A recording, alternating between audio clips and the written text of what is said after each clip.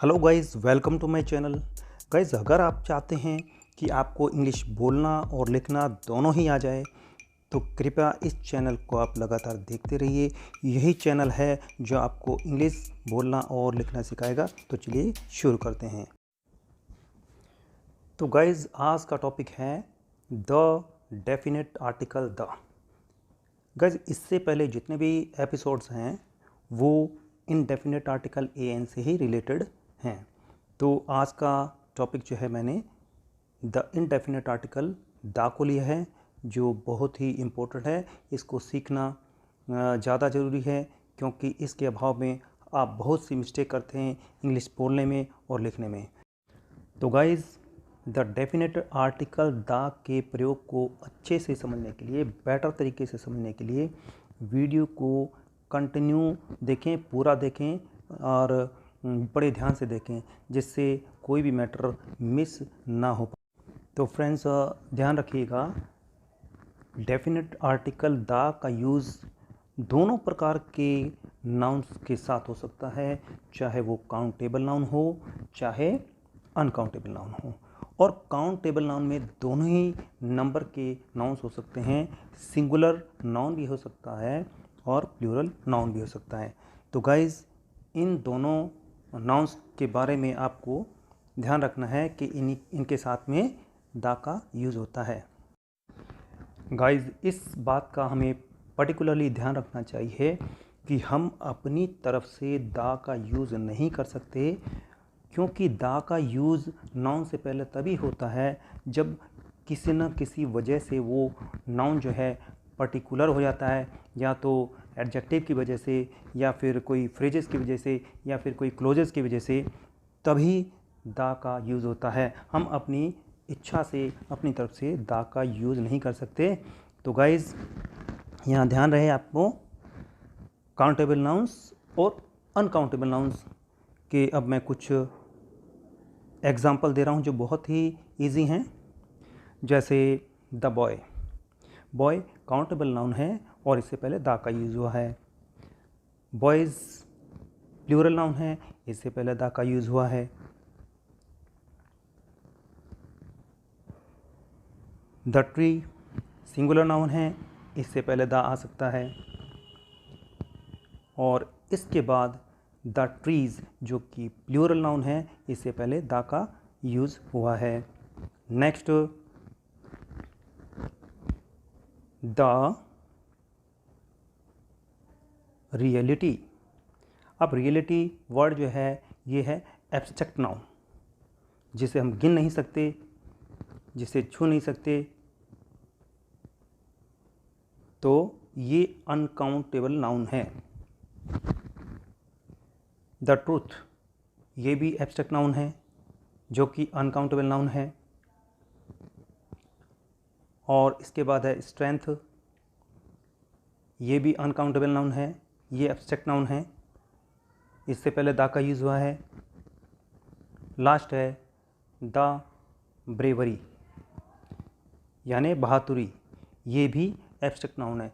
तो गाइस, यहाँ पे सिर्फ इतना बताया है मैंने कि सिंगुलर नाउन हो या प्लूरल नाउन हो, दोनों ही प्रकार के नाउन से पहले द का यूज़ हो सकता है, लेकिन रूल के अकॉर्डिंग। गाइज, नेक्स्ट जो है आपको ये पॉइंट ध्यान रखना है कि किसी भी प्राणी या वस्तु के बारे में हम पहली बार कुछ कहते हैं तो हमें इनडेफिनेट आर्टिकल एन का यूज़ करना चाहिए। इस पॉइंट में यही मैं आपको समझाने जा रहा हूँ कि किसी प्राणी या वस्तु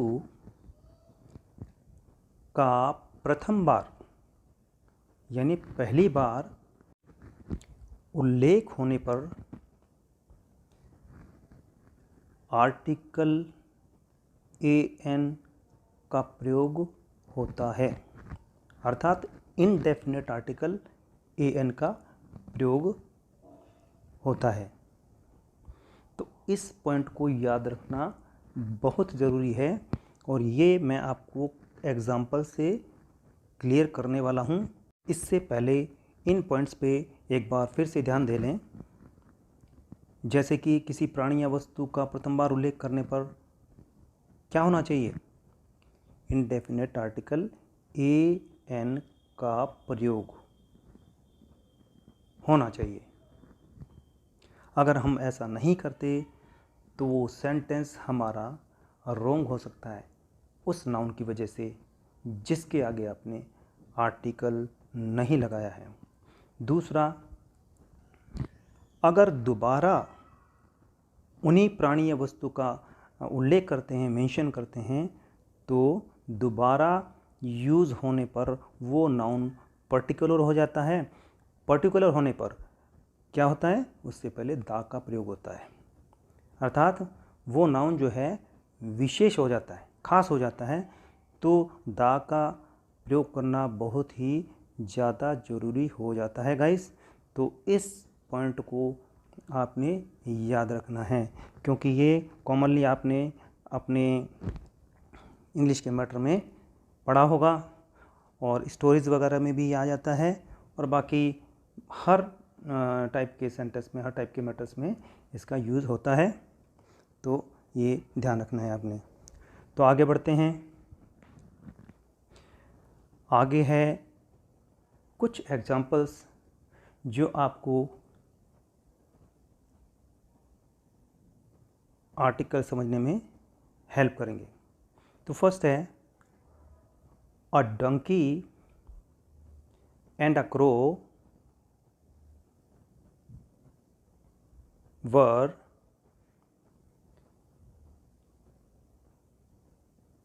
ग्रेट फ्रेंड्स। एक गधा और एक कौवा महान मित्र थे।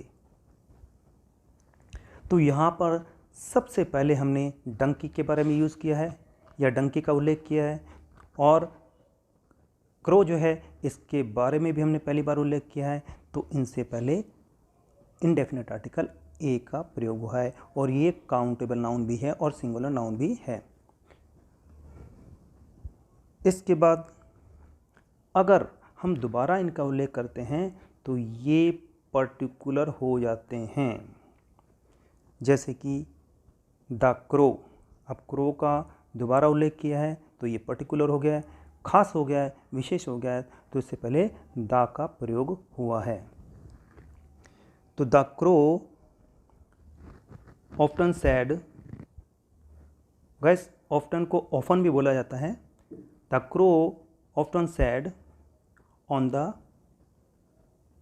Donkeys back. वह कौवा अक्सर गधे की पीठ पर बैठा करता था। अब डंकी को भी दोबारा यूज़ किया गया है तो ये पर्टिकुलर हो गया, इससे पहले हमने द का इस्तेमाल कर दिया है। तो गाइज ये है बहुत ही इम्पोर्टेंट यूज़, और आपने इसके बारे में ज़्यादा ध्यान देना है, क्योंकि स्टोरीज़ वगैरह में हम बहुत ज़्यादा इनका इस्तेमाल करते हैं। तो नेक्स्ट एग्जांपल है, my mother sent me a toy and some books. मेरी माँ ने मुझे एक खिलौना और कुछ पुस्तकें भेजी। गाइज यहाँ पर टॉय सिंगुलर नाउन है और फर्स्ट टाइम यूज़ किया है, यानी पहली बार इसका उल्लेख किया है। तो इससे पहले ए का प्रयोग हुआ है क्योंकि कॉन्सोनेंट से शुरू है। और सम बुक्स, सम क्या है? ये है इंडेफिनिट प्रोनाउन, यहाँ पे दा का प्रयोग नहीं हुआ है, लेकिन जब हम दोबारा इसका उल्लेख करेंगे तो दा का प्रयोग होगा। चलिए दा का यूज़ करते हुए इस सेंटेंस को फिर से लिखते हैं। I kept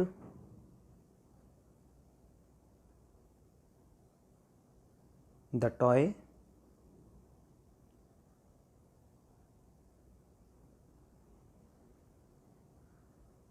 I kept the toy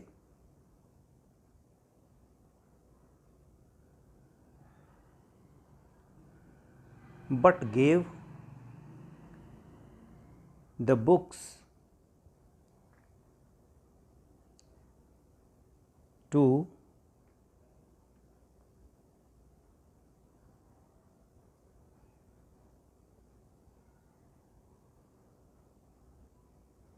my younger sister। अब गाइस टॉय का दोबारा यूज़ हुआ है, तो टॉय से पहले दा का यूज़ हुआ है, और इसके बाद बुक्स का भी फिर से उल्लेख हुआ है, तो बुक से पहले दा का यूज़ हो गया है। तो ये सेंटेंस बोलता है कि आई केप्ट द टॉय, मैंने उस खिलौने को रख दिया, परंतु बुक्स को मैंने अपनी छोटी बहन को दे दिया। तो इस तरह से गाइज नाउन पर्टिकुलर होने पर दा का प्रयोग होता है। अब नेक्स्ट पॉइंट को ध्यान रखना है कि संपूर्ण जाति का बोध कराने के लिए,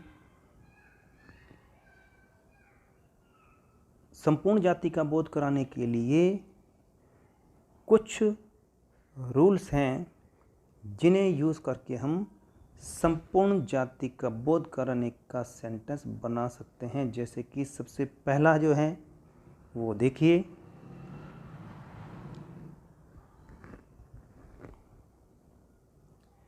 द डॉग, सिंगुलर नाउन से पहले यानी एक वचन नाउन से पहले दा का यूज़ हुआ यहाँ पे, ये संपूर्ण जाति का बोध कराने के लिए ही है। The dog is a faithful animal, यानी कुत्ता एक वफादार जानवर है, यानी कि इस धरती पर जितने भी डॉग्स हैं उनके बारे में बात हो रही है। तो यही है संपूर्ण जाति का बोध कराना। तो डॉग नाउन है और इससे पहले दा का यूज़ हुआ है। क्यों हुआ है? क्योंकि संपूर्ण जाति का बोध कराने के लिए यूज़ किया गया है। दूसरा रूल क्या है कि प्लूरल नाउन यानी बहुवचन नाउन लिख दो और उसके बाद में वर्ब और जो भी ऑब्जेक्ट है। तो ये भी संपूर्ण जाति का बोध कराने के लिए एक पैटर्न है। डॉग्स आर फेथफुल एनिमल, यानी कुत्ते वफादार जानवर होते हैं, यानी इस धरती के सभी प्रकार के जो डॉग हैं उनके बारे में बात हो रही है। तो गाइज ये 2 पैटर्न्स हैं जिनसे हम संपूर्ण जाति का बोध कराते हैं। चलिए अब आगे बढ़ते हैं। तो नेक्स्ट पॉइंट में मैं आपको कुछ ऐसे 3 पैटर्न दे रहा हूँ जो हमेशा संपूर्ण जाति का बोध कराने के लिए यूज़ किया जाता है। तो इन पैटर्न्स को आपने याद रखना है, जिससे कभी भी इन सेंटेंसों का यूज़ किया जा सकता है। तो पहला है अ डॉग, यानी डॉग सिंगुलर नाउन है, इससे पहले इनडेफिनिट आर्टिकल का यूज़ हुआ है। A dog is a faithful animal, कुत्ता एक वफादार जानवर है। गाइस ये पहला जो है यहाँ पर इनडेफिनिट आर्टिकल का यूज़ हुआ है सिंगुलर नाउन से पहले, तो ये भी संपूर्ण जाति का बोध कराने के लिए है। और सेकंड जो है इसमें डेफिनेट आर्टिकल का यूज़ हुआ है सिंगुलर नाउन से पहले। The dog is a faithful animal, कुत्ता एक वफादार जानवर है या कुत्ता एक वफादार जंतु है। इन दोनों का सेम अर्थ है, कोई फ़र्क नहीं है, सिर्फ जो इसका पैटर्न है उसी में थोड़ा सा चेंजिंग है, बाकी एक जैसा ही मीनिंग है। जो थर्ड है उसमें क्या ध्यान देना है आपने कि ये प्लूरल नाउन से स्टार्ट है, इसके आगे पीछे कोई भी वर्ड नहीं आया है, यानी इससे पहले कोई आर्टिकल नहीं आया है। तो डॉग्स आर फेथफुल एनिमल, कुत्ते वफादार जानवर होते हैं। तो गाइस ध्यान रखिए इन तीनों सेंटेंस का एक ही अर्थ है, कोई फ़र्क नहीं है। आप जो मर्जी सेंटेंस को लिख सकते हैं, तीनों का एक ही मतलब है जो कि संपूर्ण जाति का बोध कराने के लिए यूज़ में लाए गए हैं।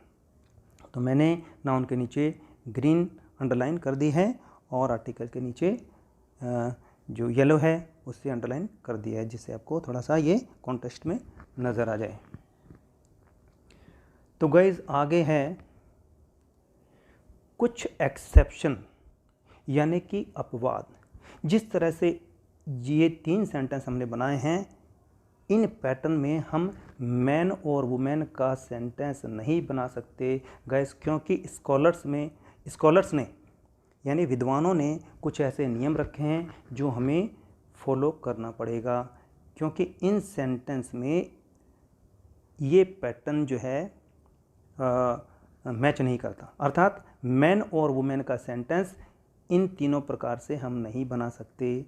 जैसे कि एग्जांपल है, मैन इज़ मॉर्टल, मनुष्य नश्वर है, अर्थात कभी मर सकता है। तो मैन से पहले कोई आर्टिकल नहीं आया है, अगर आर्टिकल लगा देंगे तो रॉन्ग हो जाएगा। इसी प्रकार से दूसरा सेंटेंस है, मैन इज स्ट्रॉन्गर